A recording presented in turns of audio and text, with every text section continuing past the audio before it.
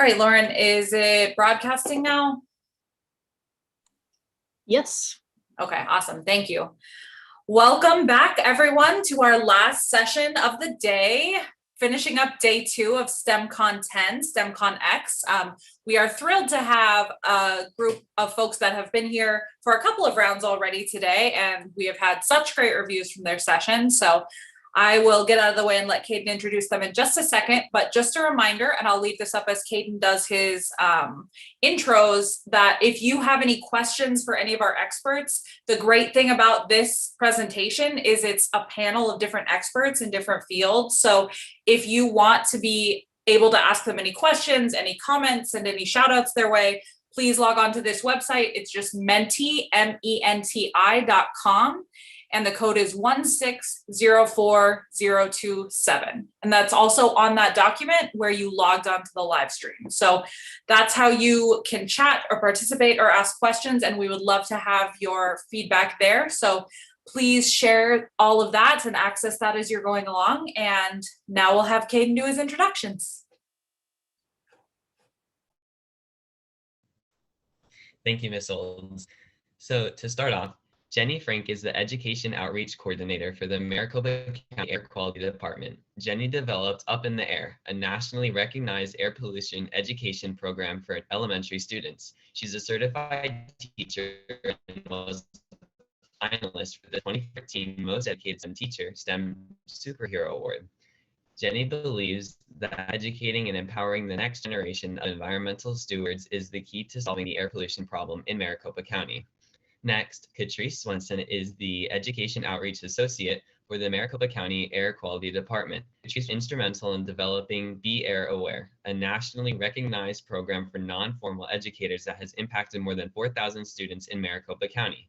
Prior to this role, Catrice served as a high school environmental science teacher and as an environmental health specialist for the Maricopa County Environmental Services Department. As a registered sanitarian, Catrice believes collaboration and education is key to improving our local environment. Awesome. Thank you so much, Caden, for that awesome introduction. I appreciate it. Good afternoon, everybody. We are so excited to be here and welcome to our virtual STEAM event session. We're going to have a lot of fun today. I'm Catrice Swenson. I'm the Education Outreach Associate for the Maricopa County Air Quality Department. And we're really excited to be here today at Agua Fria's STEMCon event gone virtual. In the past, many of our organizations have participated in the live version. And so we're really excited that we can still be here today and still share all of the great things that we're doing in the world of STEM or STEAM as we're calling it today. So today we're learning all about STEAM, and I'm going to share my screen here. So when we talk about STEAM, what we're talking about is science, technology, engineering, arts, and math. And when we bring that all together, we get STEAM, which is really just a collaboration of all of these different disciplines. And as you're going to see today, we use a lot of these different aspects in our jobs and our daily lives. In fact, a lot of times we're using STEAM, even though we don't even realize it. For example, many of us are using a phone or a tablet or a computer right now in order to view this presentation. All of that requires electricity, internet, a microphone, and speakers. Those are all forms of technology. I personally use STEAM every day in my job to educate the public about air quality and simple actions that people can take in order to help keep our air clean. For example, we use technology to measure the amount of air pollution that we have, and we use special air monitoring equipment in order to do that.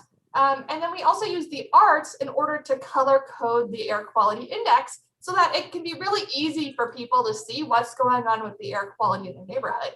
So we use all of these different aspects. Oops, could we make sure that we have our microphone muted, please? Awesome, thank you so much. So we use all of these different aspects in order to make sure that we're teaching people about the air quality. Without further ado, I'm actually going to be passing this on to our experts today because we have lots of people here to teach you about all of the amazing things that they're doing. Now, each of our partners is going to share just for a few minutes about everything that they do, share a little bit about themselves and their background possibly. And as they speak about their jobs, feel free to type your questions into that Mentimeter that the hosts shared before we got started today. And then during our question and answer, so after they've done their introductions, we'll go ahead and answer those questions. So I will have some questions of my own, but we want to make sure that you all get your questions answered today. So real important that you type those into the Mentimeter for us. So first up today, we have Jenny Frank, who is going to teach us just a little bit more about air quality. And thank you, Catrice. So I'm Jenny Frank. I'm the Education Outreach Coordinator for the Maricopa County Air Quality Department. And the Air Quality Department is your local regulatory agency that ensures that the federal health standards that are in the Clean Air Act are achieved and maintained so that we can all live and work and play in a healthy environment. We have clean air to breathe. So that is our basic mission and our vision. And we have a number of different divisions within our department who all work together towards this common goal. We have a planning and analysis department that looks at rules and regulations and looks to see if the rules that we have in place are effective. We have air quality permitting engineers who write permits for businesses that emit pollutants into the air. So some of those businesses might include gas stations, dry cleaners, construction sites, large corporations like Honeywell or Intel, or smaller operations. So any business that emits a pollutant into the air receives a permit from us. Now, we also have air quality inspectors who go out to those businesses to ensure that the businesses are following what's on their permit. And we have a business assistance program where our business assistance associates will go out to help the businesses before they get an inspection to make sure that they are following what's on it, to help them so they don't get issued a fine, so they can help them before the inspector ever comes to inspect the business. We have a travel reduction program and an education outreach program, which is all about communicating with the public to inform students and their families on simple actions that you guys can take to help us keep the air clean, because not all of our pollution comes from industrial or business sources. And then finally, we also have our air monitoring division, and air monitoring collects the data that informs everything we do. So we have 23 stationary air monitoring sites around Maricopa County with special sensors that will collect samples of air and then measure and monitor the pollutants that are in the air. So why is this important? Well, you might not realize this, but the average person breathes in about 8 to 10 liters of air every single minute.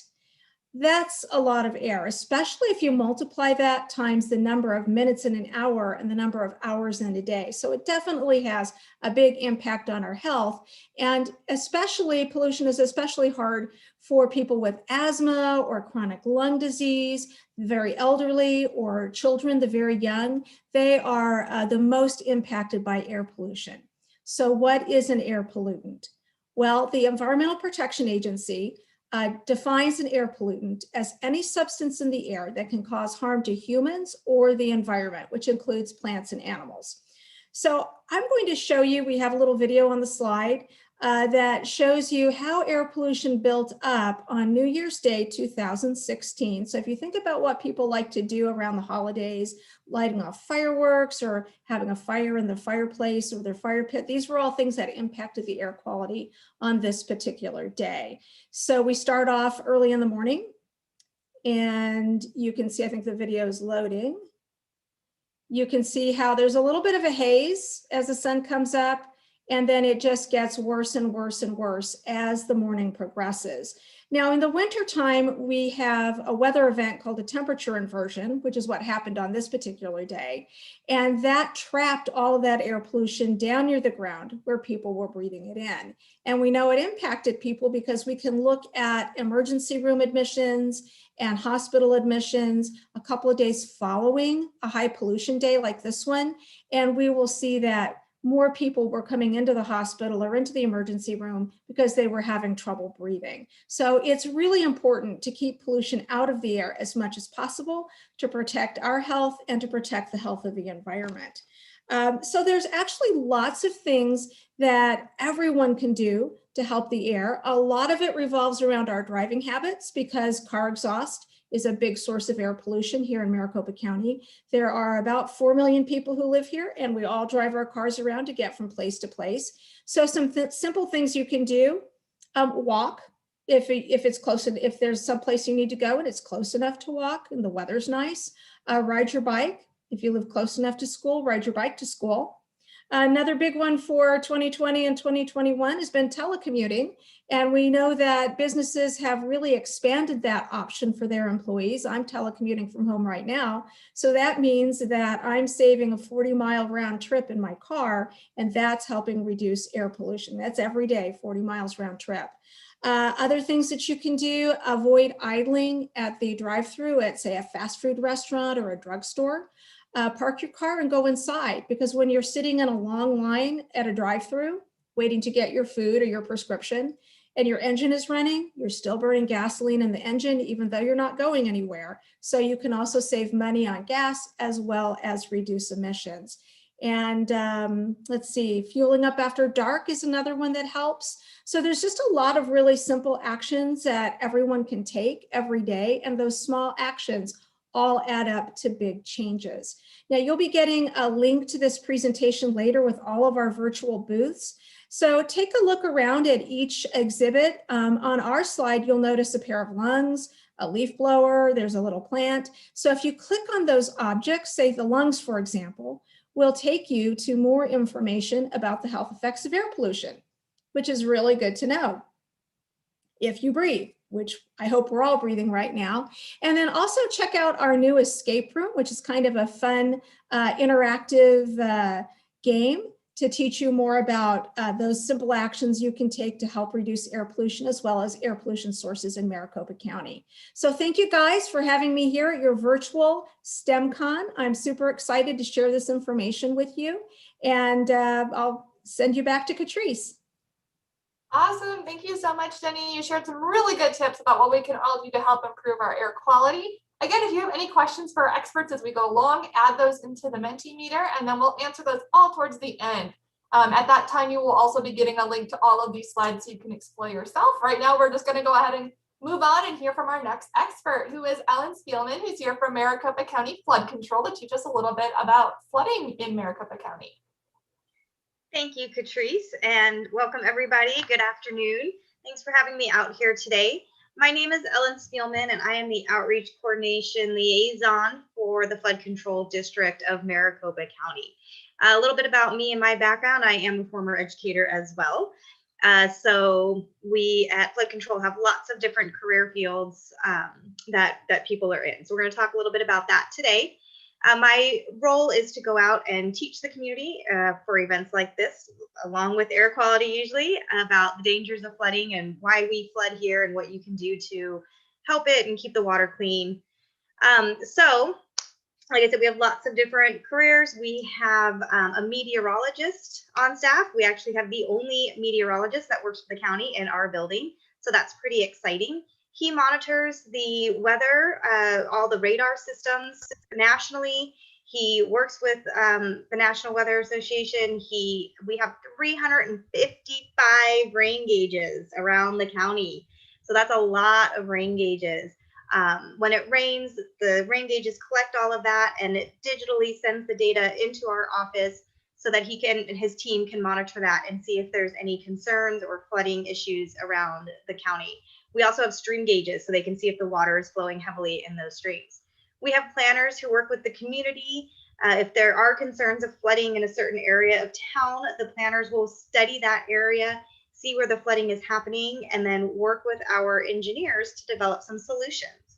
So that leads me to our engineers who help develop those solutions, design different structures, whether it be a dam, which we do have a lot of dams all surrounding the county already. So typically if it's an area, it might be an added channel or some flood drains or a basin to focus on that area a little bit better. We also have inspectors who go out and inspect the current structures to make sure that they are all maintained well and that they're holding up. We have construction crews that are building those structures. And as far as the arts go, we even have a landscape architect department, and they design kind of what those structures are going to look like as far as multi-use. So are we going to make it a park? What plants are we going to add? We want to make it environmentally friendly and family friendly as well. So how can we use those areas? and what plants can we use that are native to Phoenix or Maricopa County and can withstand both those floods as well as the drier seasons that we have. So most people say, but we live in a desert, it doesn't rain here. Well, it does rain. And if you have been in Maricopa County for any length of time, you know that our summer monsoon season can get pretty intense and we get some heavy downfalls. It's been pretty dry the last 2 years, so we're hoping for a more active season this year. But when those rains come down that hard, or our soil is so hard, it just can't absorb that much water all at one time. So it creates those flash floods. We're not going to have time to play the video today, but there's a video on our link or on our page right there. It's got a great simulation about why the flooding does happen with the urbanization that we have created in Maricopa County and what we do at Flood Control to solve that problem. If you click on our logo, it takes you to some resources right now because we are new to developing curriculum at Flood Control. We have 3rd through 5th grade posted up there, but there's still some pretty fun activities to do. Even for our older students, you can modify it, and I bet you can come up with some pretty great solutions to some of the activities that are there. So check those out. And if you have any questions, drop them in the question and answer, and we'll get to those later. So thank you. Awesome. Thank you so much, Ellen. I know I'm going to watch that video later because I'm interested in knowing why is flooding such a big issue when we live in a desert. So I'm very interested in learning more about that. Great. So next up we have either Lydia or Caitlin here from the Phoenix Herpetological Sanctuary. Hi, Caitlin. That's me. Hi. I'm outside here with one of our alligators. So we are the largest reptile sanctuary in the United States, and we want to educate the public and around the US about how important these animals are. Sometimes people can be a little bit more scared of reptiles.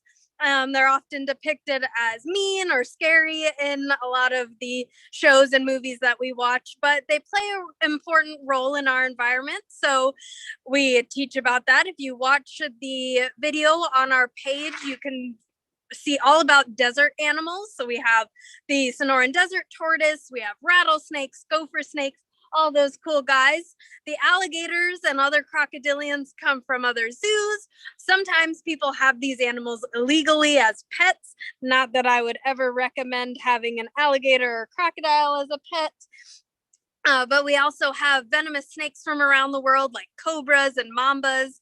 And we bring them to schools. We do field trips and tours and help out other facilities, whether it's zoos or other sanctuaries that might be closing. We also have the largest amount of anti-venom in the Southwest, where people from other facilities can use that anti-venom if they happen to get bit by a venomous snake, though we hope that that doesn't happen. We also teach people to make sure they know what to do if a rattlesnake is in their yard, whether it is to relocate that animal or call us, or how to administer first aid if someone were to get harmed by a rattlesnake.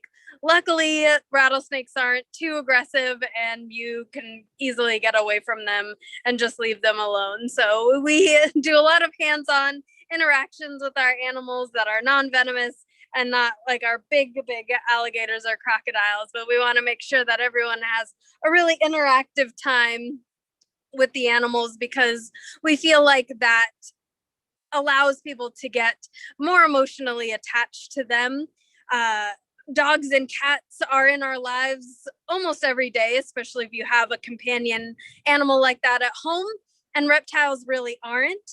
And that's why we get so used to dogs and cats. But if you look at their teeth are a lot worse than most snakes and lizards. So you could get a pretty bad wound from them, but we don't really think about that because of how attached we are and how regular they are in our lives. So click around on our page right there and you can see that video with our, there you go, with our Sonoran Desert Safety. You can see our mission that helps, reptiles around the US. You could also see our virtual programs and come on a tour if you live in the area. Oh, my alligator left me. We also, on that right-hand side, have a sheet about the do's and don'ts of first aid for rattlesnake bites. There are a lot of myths out there, a lot of ways that you could actually make things worse. So you want to follow those directions to make sure that you or someone else stays safe in the desert, and what to do properly if you get bit by a rattlesnake. Hopefully you're not touching them out there though. So make sure you ask any questions in that chat, or email us or contact us in any other way if it comes up later on. Awesome. Thank you so much, Caitlin. Really exciting and awesome information. One more reminder to put those questions in the Mentimeter, and we'll get those to our experts. Also, the same way that you access the live stream, there should be a link for all of these slides that you'll be able to access and explore on your own, where you can click some of this stuff. So thank you so much, Caitlin, for showing us a little bit about what you do at the Phoenix Herpetological Sanctuary. Next up, we have Eric Proctor, who's going to talk to us about what he does with Arizona Game and Fish. Thank you, Catrice, and thank you to Agua Fria for allowing us to come out here and just kind of share some of the great STEM opportunities and STEM, the cool STEM stuff that's being done throughout the state and throughout Maricopa County.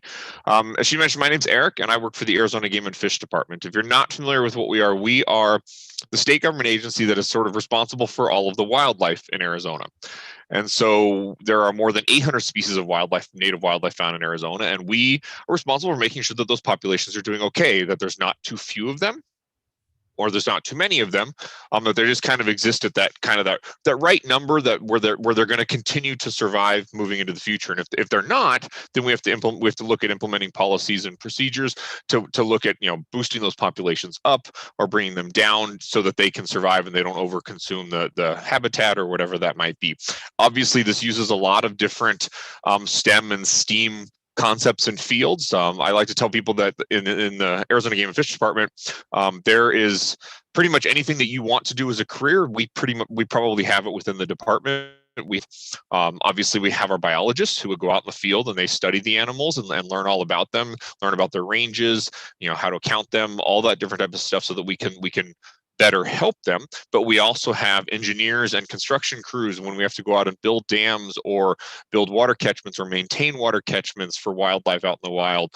We also build bridges, building bridges or overpasses so that wildlife can cross highways without getting struck by cars, because one of our big issues that we face is habitat fragmentation. And so when a highway or a development or something splits a habitat, and now the animal can't get all of its resources in one particular area and it needs to be moving across these human developments, it can be a challenge for them. And highways are a particular challenge where they might get hit by cars, which is not only a hazard to the wildlife, but it's also a hazard to the people. Think about an elk, a big deer-like animal in Arizona.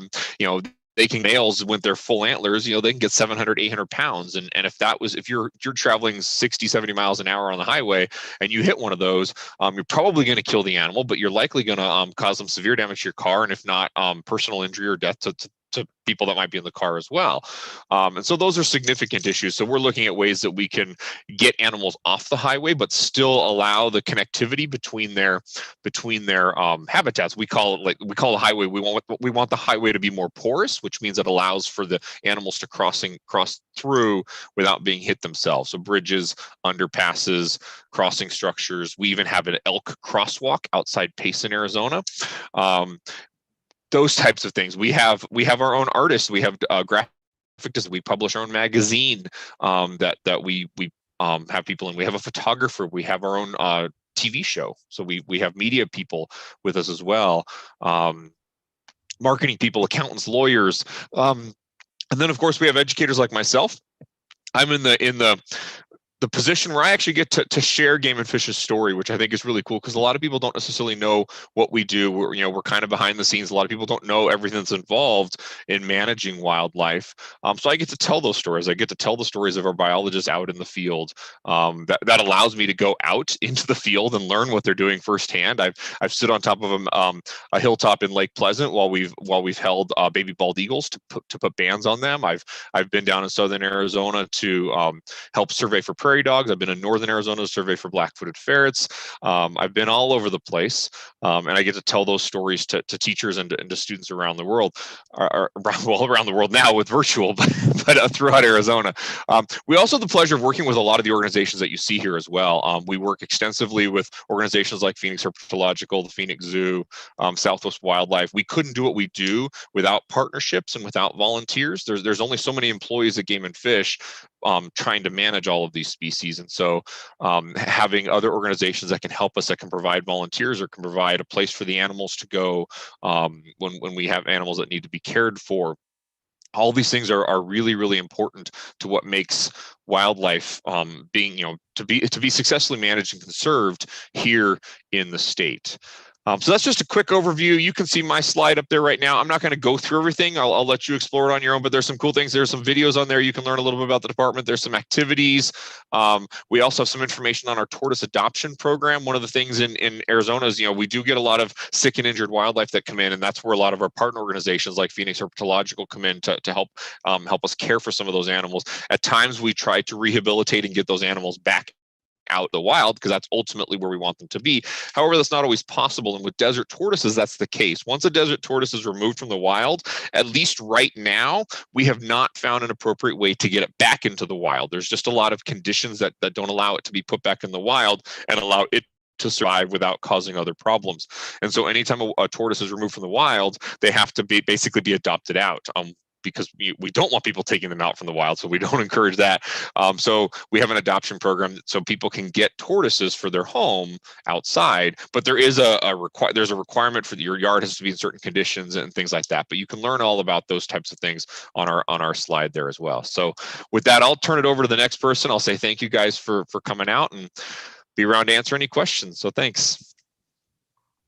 Awesome. Thank you so much, Eric. Really interesting to hear about how your organization works with all of these other organizations and what you're doing to help improve the wildlife here in the state. So super interesting there. Awesome. Well, we have introduced all of our guest experts who are here with us today, which is super exciting. Now we have all sorts of organizations who have put together information who maybe don't have a representative on the call today. So again, you should have access to this link. And at this point, there's kind of a couple different things that you can do. If you would like to independently explore all the organizations, click on some of the things that we've already talked about, or maybe find some new things. You can do that by going to the Google Slides link. All you have to do is push present in the upper corner, the upper right corner, and it'll make it nice and big like you see right now. And then you can just go through, and you saw the ones, the experts that were on today, but we also have the Smithsonian Astrophysical Observatory. We have some information about Grand Canyon University and going to college, some other conservation type organizations about stormwater and water pollution. We also have some museums like the Arizona Natural History Museum, the IDEA Museum, Petroglyph Preserve. You can learn all about the Welcome to the Glendale Desert Food. Sorry, video started there. You can learn all about the different edible trees that are here in Arizona. Pretty cool stuff. The Capitol Museum, or even the Phoenix Zoo. So we have tons of different organizations and great things that you can explore. Even though some of these aren't open in person right now, there's still a lot of really great ways to interact with them and to learn all about the great things that they're doing for our community. So if you would like to go ahead and independently explore, you can. But for those of us who want to hang out and stay on the call, we'd love to answer some of your questions. So again, through that Mentimeter, you can go ahead and ask any questions. It doesn't look like there have been any that have come in yet.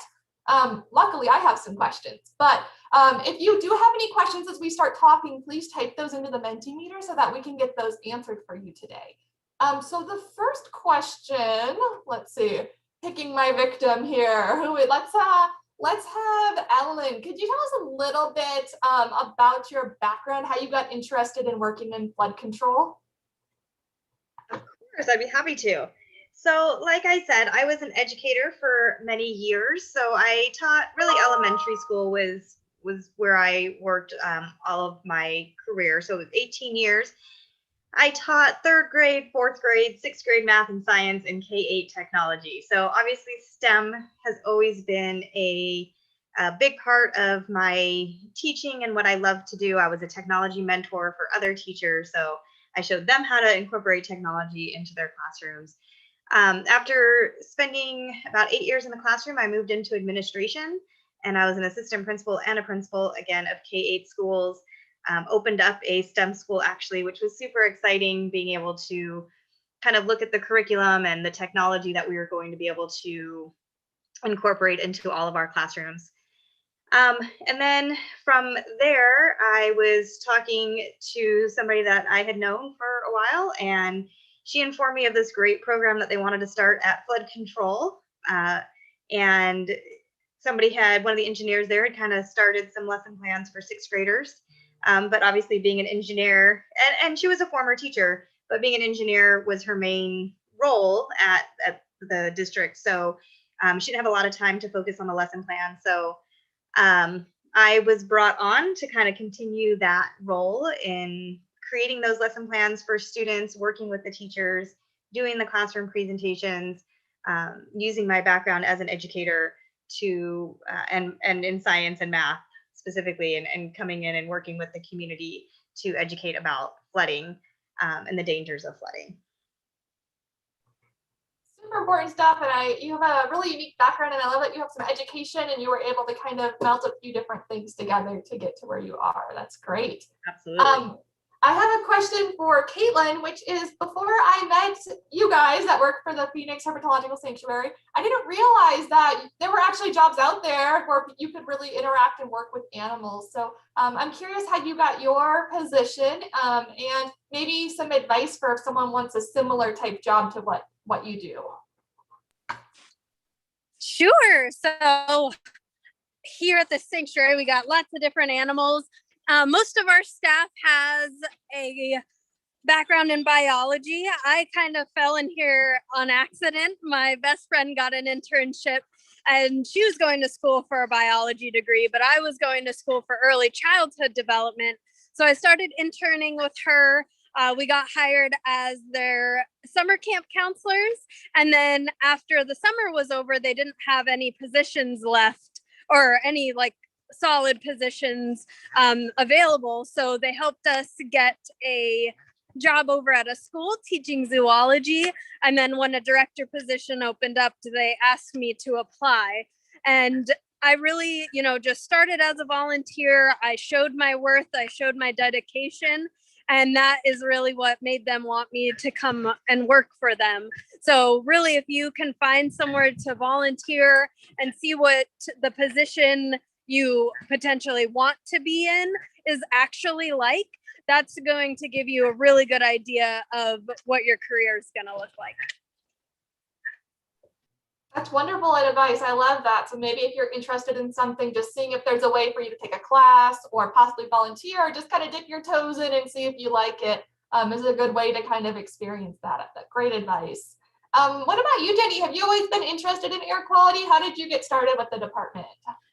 Well, I had a very interesting career path and a very interesting pathway to air quality, which started out not air quality or even science related. When I graduated from high school, I went to college to study speech and drama because I had great ambitions of being a famous actress, which, spoiler alert, did not happen. But along the way, as I continued my studies in theater, I got really interested in theater design. And I think what I liked so much about theater was that it was very hands-on. It was very creative. You weren't just sitting, reading books or writing papers all the time. You were actually doing hands-on projects. So I went on to get a Master of Fine Arts degree in theater design, specifically costume design, and I worked in that field for a while. And then after my kids started school, I kind of fell into helping out at their schools and volunteering, and got really interested in education. So went back to school again and got a Master of Arts degree in elementary education. So from there, I worked as a classroom teacher for 10 years. I taught fourth grade, I taught sixth grade science. And even though I didn't study science in college, I found myself gravitating towards teaching science for all the same reasons that I had loved theater. It was very hands-on. It was project-based and project-oriented. There was a lot of students collaborating together. So I found that it was really the most fun subject to teach. And I got involved with Arizona Project Wet in teaching about the environment, specifically water conservation, and got to meet a lot of people in the non-formal education field through my association with them. And then a teacher in the classroom next door said, hey, you should go look at the county website. I think they have some job openings that teachers could apply for. And I thought, well, okay, on a whim, I did. And the first job on the list was in air quality because the jobs were in alphabetical order. And they were looking for someone to start or develop their education outreach program because they realized that in order to really make improvements in air quality, we had to educate the public, starting with students who hopefully will go home and educate their parents and their families about, again, those simple actions we can all take to keep the air clean. So this seemed like a great challenge, and it brought together all of the skill sets I had from my time in theater, from my education background, from the work I'd done with Project Wet in environmental education, and just the challenge of being able to take something and build it from the ground up because it didn't exist before was really, really, really exciting. And then, of course, a few years after I started air quality, we brought Catrice on, and she had even more ideas than I had. So we have had so much fun. Well, I've had fun. I hope you've had fun too, Catrice, collaborating together to create even more resources. And 2020 was a big challenge because then everything we created before had to go virtual. So, my best advice to students would be find something you really love, that you're really interested in, and follow that path because you don't really ever know where it's going to lead you. But follow something that you really feel passionate about, that you're really interested in. And just understand that your education isn't going to stop with a high school diploma or even 1 or 2 or 3 college degrees. You're never going to stop learning and innovating. So that would be my advice. So it's a little bit of a different career path. I didn't start out in the sciences. I started off in the fine arts. And that's why we have that in the A in STEAM, right? Absolutely. And I just think that that's great advice to just do what makes you happy, do what you love to learn about, and the right path will kind of find you. So it's okay if you don't know exactly what you want to do today. Just keep learning and always trying new things, and eventually you'll figure out where you fit within whatever your goals are. So really great advice. Thank you, Jenny. We did have a question come in. Again, I'm asking my questions, but I want to have a chance for you to get your questions answered today. So one of the big questions, actually, I'm going to go ahead and ask Eric this one, and then we're going to come back to Phoenix Herb. So Eric, could you tell us a little bit about any research projects going on with Game and Fish currently? So we have a lot of research projects that go on every year. In fact, we are one of the few state wildlife agencies that still maintains its own independent research branch within the department. Most now have contracted that out to universities. We still do some work with universities. We partner with the 3 state universities pretty regularly, as well as out-of-state universities to do work on Arizona wildlife. But we do maintain our own research. I mean, we're all, big one that I've already hinted at about a little bit is we're trying to build we're trying to really figure out connectivity across the state. And so we've been trying to identify these key areas where habitat fragmentation is taking place, and we've mapped that out. And now we're trying to kind of prioritize those areas and which ones need to be hit the first, and then trying to figure out the best solutions at each of those different most of them are highways, for example. But the challenge is that every animal is different in how they respond to highways and the different solutions you might choose. For example, elk are perfectly fine going under the road. So if you build an underpass where they can tunnel, where they can kind of go under, they're perfectly fine with that. And we found that those work. But other animals like bighorn sheep, they don't like the tunnels. It reminds them too much of the rocky canyons that they might get, that there might be a predator or something like that. So they want to go over. And then you have animals like pronghorn, which is kind of like our version of an antelope. It's technically not an antelope, but we consider kind of in the antelope group kind of, they won't cross a road. They no matter what we're finding now in our research is that no matter how big the road is, even if it's a dirt road, they really hesitate when they come up on that road. They don't want to cross it at all, and that presents whole new challenges to what we get across there. But I mean, other things that we're doing, and we're constantly doing research on different fish stuff. How do we build new habitats for fish? How do we get how do we deal with non-native invasive species that have come in and try to restore some of ours? A favorite project of mine that we've been working on that incorporates so many elements of STEM is out of our fish hatcheries. So we maintain a number of hatcheries around the state where we are basically growing fish, and some of them are sport fish that you would go, like the trout that you might go fish for in lakes and stuff like that. But we do have native fish hatcheries as well. And the problem we're finding with some of our native fish, particularly razorback suckers, which is this relatively large fish, it can grow like 18 inches, maybe even a little bit longer, has this big hump on its back that provides stability in fast moving streams, like when the Colorado, before we tamed the Colorado. But what we're finding is when we raise these fish in captivity, they don't know how to be fish in the wild. They don't understand predators and those types of things. So we're engaging in these research projects on how do you train a fish to be a fish when we're not fish ourselves. So it's an interesting project that we've developed that uses Botox, where we actually, it's going to sound a little weird, but this is the types of things we need to do, is we'll take our native fish, our razorback suckers and some other ones that we're interested in, and we will inject Botox into predatory fish that would potentially eat those fish.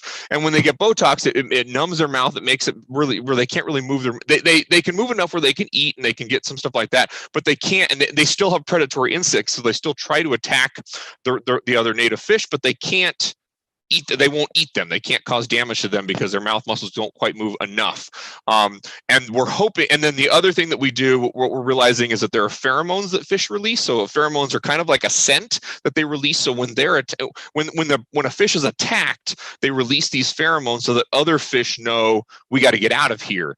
So we're doing this combination experiment where we're introducing predatory fish at the same time we're releasing fish pheromones into the water so that they associate the smell with this behavior, and we can try to teach them. And it is showing that there's some success that's taking place where that might be a solution that we can use. But these are the types of things we have to try to figure out as when you're dealing with an animal that another interesting one is, for example, is the Phoenix Zoo is helping us with this, is Mount Graham red squirrels are an extremely endangered squirrel that's found only in one spot in Arizona on Mount Graham in the Petaluma Mountains, basically. But they only breed one day a year. That's the only interest, and trying to figure out what the conditions for that. And when we're trying to boost their population, we need them to breed in captivity, but they only have these very specific conditions that they breed under. And we're working with the Phoenix Zoo to figure out what those conditions are. And we haven't been successful yet in trying to figure out Mount Graham breeding. Those are the types of things. But those types of challenges are the things we have to deal with wildlife. So. Those sound like some very complex issues you all are researching. It's a good thing you have such great people on board to figure it Absolutely. out. And those must be some pretty good looking fish with those Botox lips, right? Awesome. Thank you so much, Eric, for sharing about that. We have a question that came in that I'm going to be asking almost all of our experts on today because it does relate to everyone. But before I get to that question, I want to go back and make sure we don't miss the one that was addressed to Phoenix Herpetological Sanctuary. So Caitlin, this question's for you. It's kind of about maybe rehabilitation, or if the animals tend to stay at the sanctuary throughout their entire lives. Awesome. A really good question. So it kind of depends. A lot of our animals come here as a sanctuary because they need it. Some of the times we can readopt those animals out, say bearded dragons, ball pythons, leopard geckos. We're not going to adopt out too many Morlet's crocodiles that are 7 feet long, but we do work with other zoos and facilities. So if they are looking for display animals like that, then we might be able to fulfill those needs. But a lot of the times those bigger animals tend to stay here. Our venomous snakes are the same way. If we get a big rescue in, say like 100 venomous snakes, which has happened before, we'll see which ones we don't have keep those for education and then maybe find homes at other sanctuaries. If it is an animal that is native, that maybe like a rattlesnake got stuck in netting or something of like that, we will help it out, make sure it recovers, and then re-release it. If it stays in captivity for too long, unfortunately, it can't be re-released. Just like, Eric was saying with the desert tortoises, there are certain things that can't be put back in the wild, and then those animals will either live with us or go to another facility or zoo. So it really depends case by case, but we do try to find homes for those regular pet trade animals, because or else we'd get full here, and we don't want that to happen either. Absolutely. You want to help as many animals as you can. And if possible, it sounds like re-release them if that's possible, unless they're injured or a crocodile, in which case we don't want to release them. Awesome. The next question, which relates to just about everybody on the call today, is what are the most effective everyday steps people can take to promote sustainability and preserve the air, the water, and the wildlife around us? My goodness, I think that's like the mission of most of our organizations. So I have a feeling we're all going to have a lot to say about that. First up, I'm going to ask Ellen if you could talk about the water part of that question. Absolutely. Great question. As far as the water, there's a couple different things. We can conserve water, and we can also watch the water quality. So there's kind of two parts to that there. So as far as conserving water, of course, the basic things that I think we all know, make sure that we're not taking, 30-minute showers.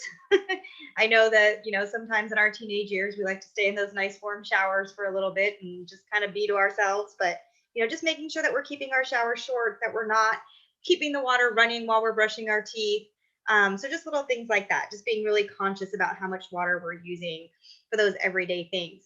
The other big thing is making sure that our landscape is conducive to our environment here. So making sure that we do have a lot of native plants in our yards, and watching the times that we're watering those plants. So we don't want to water in the hottest part of the day in the afternoon. We don't want to run our sprinkler systems or our drip systems, because all you're doing at that point is running water for it to evaporate right away.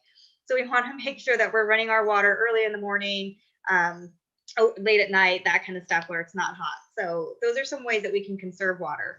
As far as water quality goes, there's a lot that we can do with that as well. So we need to remember that when it rains or anytime that water is flowing down our streets, that water is carrying everything with it that is on those streets. So it's carrying the oil that's leaking from your car, the gas that's leaking from your car, or your animal waste, anything like that is all getting washed down with that water. That water eventually is going to flow back into our rivers and oceans. So we need to remember that the water that's on Earth today is the same water that was here when the dinosaurs roamed the Earth. So it just continues to cycle through the Earth, evaporating into the air and then coming back down as precipitation.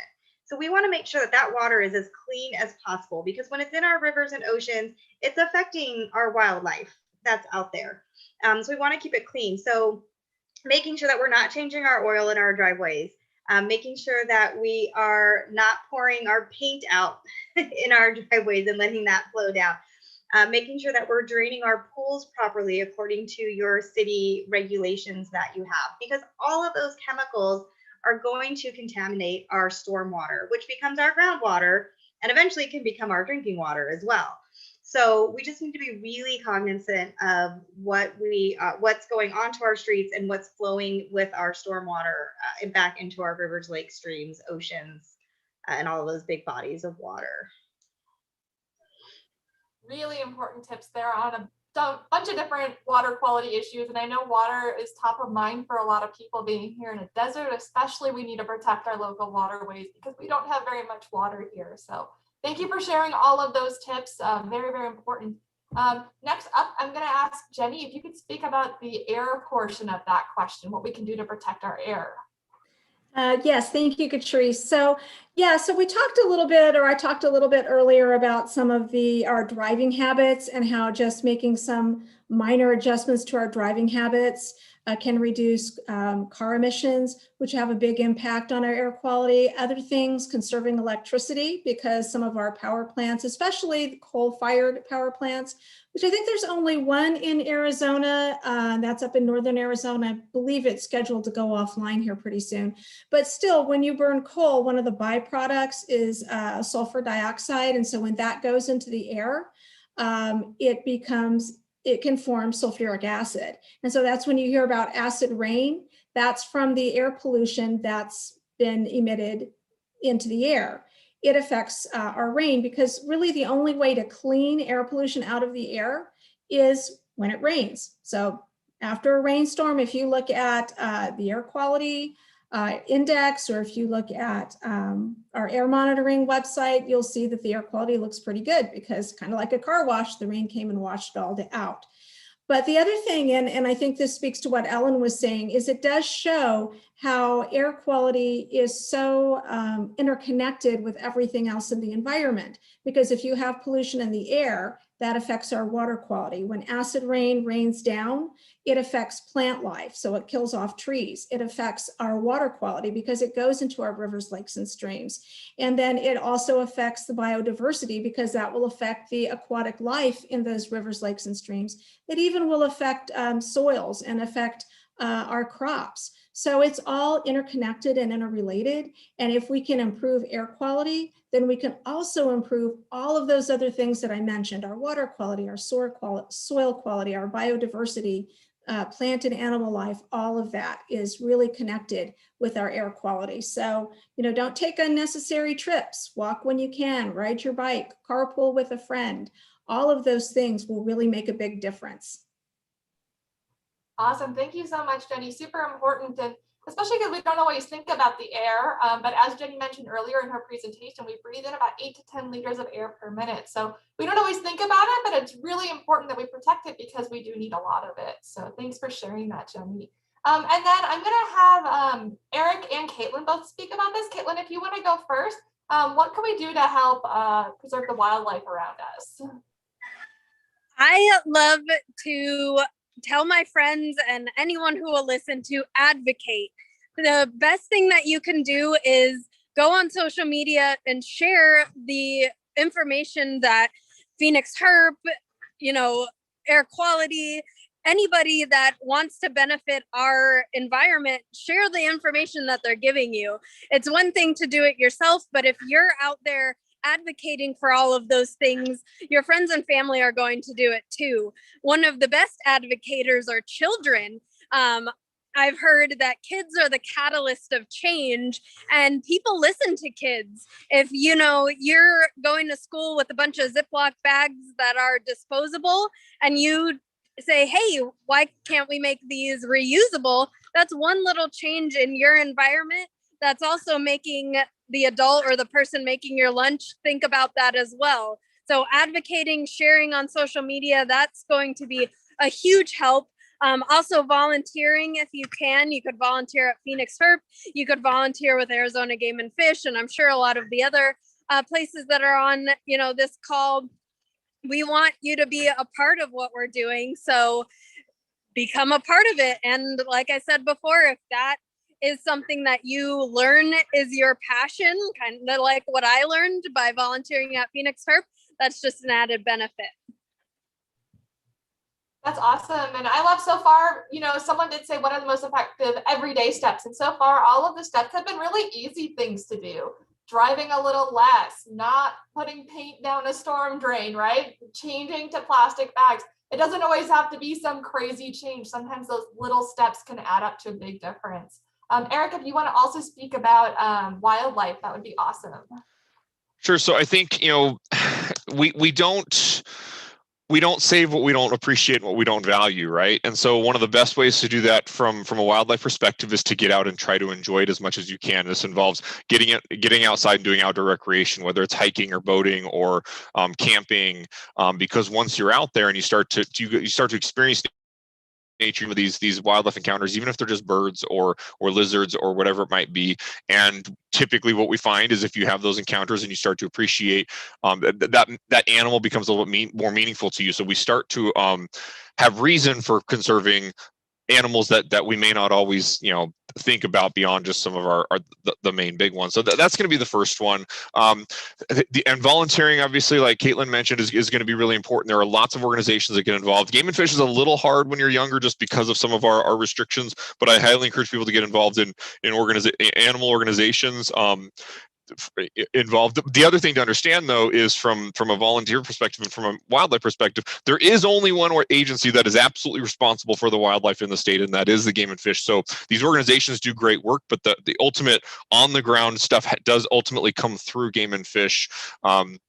And we are a government agency, but we're not your typical government agency in that we don't actually take taxpayer dollars. So there's nothing from your taxes or your parents' taxes or anything that's coming to us. So I would encourage people as well, something from a financial standpoint, one of the things you can do is buy a hunting or fishing license. It's a relatively low cost. And even if you don't plan on hunting or fishing, that money comes directly back to the department. And that is the money that we use to manage wildlife.